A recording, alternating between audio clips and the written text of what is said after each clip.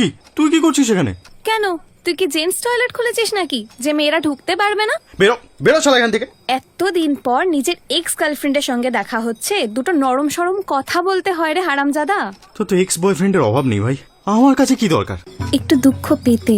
আমার সমস্যা ওটাই, আই ডোন্ট ফিল পেন।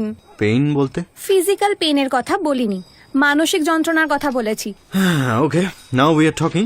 দেখ ভাই, আমি জাস্ট একটু মানসিক যন্ত্রণা ফিল করতে চাই রাইট নাও। হঠাৎ এত তাড়া কিসের তোর? কাল আমার বিয়ে, you have to help me. পারবো না। মোবাইলটা হাতে নিয়ে টাকা ট্রান্সফার করে মেয়েটা। ভোর 4টে অব্দি সময় আছে তোর কাছে। তাহলে সময় নষ্ট করে লাভ নেই, আয় আমার সঙ্গে, তোকে একটু দুঃখ দেওয়া যাক। जब कोई बात बिगड़ जाए, जब कोई मुश्किल पड़ जाए, तुम देना साथ मेरा ओ हमनवा। ভালোবাসি এখন। ধুর, তুই টাকা নিয়েছিস বলে বলছি, কটা টাকার জন্য নিজেকেও অন্তত এসব ভাবাস না। আমি আজ চলে যাওয়ার সময় ভীষণ কষ্ট হবে তোর। আমি যাব না তোকে ছেড়ে কোনোদিন। এই ছেড়ে যাবি না মানে কি? কাল আমার বিয়ে। তাতে কি বিয়ের পর কোনো বন্ধুর সঙ্গে যোগাযোগ রাখা যায় না?